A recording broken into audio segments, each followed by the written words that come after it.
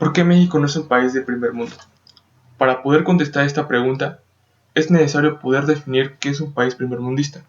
Hace referencia general a alto nivel de vida, a alto desarrollo industrial y comercial y a alto desarrollo humano. Existen alrededor de 196 países en el mundo, de los cuales 25 son países muy ricos, y lo que determina que es un país rico o no son básicamente dos factores. El primero son las instituciones, son fundamentales para que el país sea rico. Proporcionalmente, los países más ricos son los menos corruptos. Por lo tanto, cuando un país es corrupto no puede recaudar suficientes impuestos para crear buenas instituciones. El dinero mágicamente desaparece y no se pueden invertir en seguridad, salud, alimentación, transporte, etc. El segundo factor es la cultura, lo que pasa por la cabeza de la gente, sus creencias. Una estadística dice que entre menos crea la gente, más dinero tiene.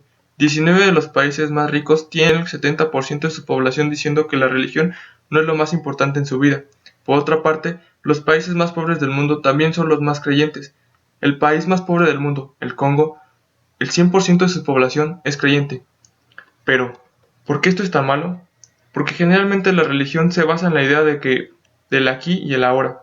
No se puede mejorar, se centran en aceptar lo que les tocó vivir y resignarse, para buscar una prosperidad en otro mundo. En los países más ricos, la gente cree en su capacidad de cambiar su propio futuro por sí mismos. Ahora, ¿qué tan poderoso es México? Hablando territorialmente, se encuentra en el lugar número 14 de los más grandes del mundo. Es el país número 12 en el escalar de los países megadiversos. Tiene acceso a los océanos Pacífico y Atlántico, convirtiéndolo en un excelente exportador. También es el mayor productor de electrónicos, automóviles y plata, sin mencionar que es un país turísticamente avasallador. Por otra parte, en los últimos años, la guerra contra el narcotráfico ha dejado más de 60.000 muertos y otros 20.000 desaparecidos. Sufrimos una mortalidad infantil alta y un exagerado nivel de analfabetismo. Estudios estadísticos plasman que poco más de la mitad de la población vive en línea de la pobreza extrema. Entonces, aclarando que es un país primermundista, ¿por qué si tenemos los recursos naturales, territoriales y financieros, México no es uno? Basándonos en los dos principales factores de los países potencia, recae en el poder de la educación y la cultura. Estadísticamente, 50 niños que entran a la primaria, solo uno acaba la carrera. Se necesita de otra visión cultural, generar un sentimiento de pertenencia, no como mexicanos, sino como humanidad, dispuestos a creer y desarrollarse en base al conocimiento compartido. En el instante que la gran mayoría de la sociedad genere empatía por el prójimo, la corrupción empezará a decaer. Los servidores públicos de este futuro utópico realmente trabajarán por el bienestar de la gente y no solo para ellos. Podríamos explicar otras hipótesis como por ejemplo el sistema capitalista, que solo funciona si los países tercermundistas le sirven a las potencias.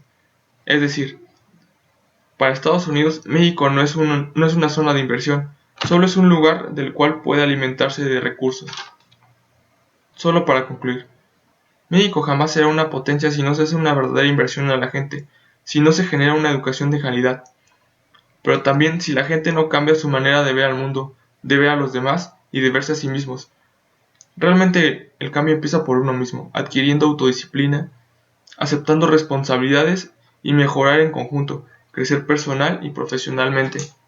México es un excelente manufacturero, con una historia cultural rica, un excelente territorio para desarrollar nuevas tecnologías, aunque, siendo más realistas, somos una zona de guerra, pobre, dependiente de nuestros países vecinos.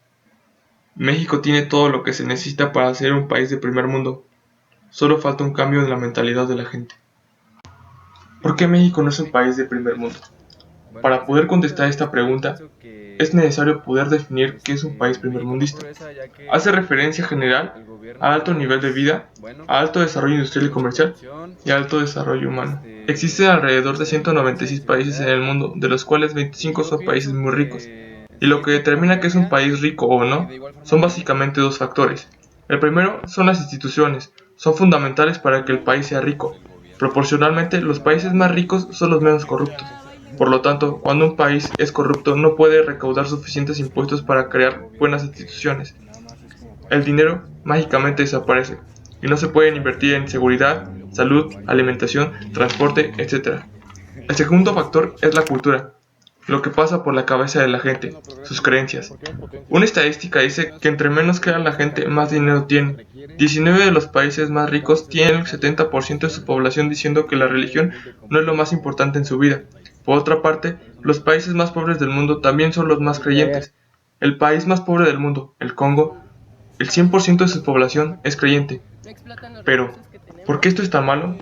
Porque generalmente la religión se basa en la idea del aquí y el ahora.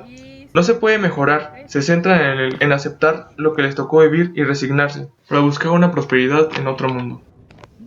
En los países más ricos, la gente cree en su capacidad de cambiar su propio futuro por sí mismos. Ahora, ¿qué tan poderoso es México? Hablando territorialmente, se encuentra en el lugar número 14 de los más grandes del mundo. Es el país número 12 en el escalar de los países megadiversos. Tiene acceso a los océanos Pacífico y Atlántico, convirtiéndolo en un excelente exportador. También es el mayor productor de electrónicos, automóviles y plata, sin mencionar que es un país turísticamente avasallador. Por otra parte, en los últimos años, la guerra contra el narcotráfico ha dejado más de 60.000 muertos y otros 20.000 desaparecidos. Sufrimos una mortalidad infantil alta y un exagerado nivel de analfabetismo. Estudios estadísticos plasman que poco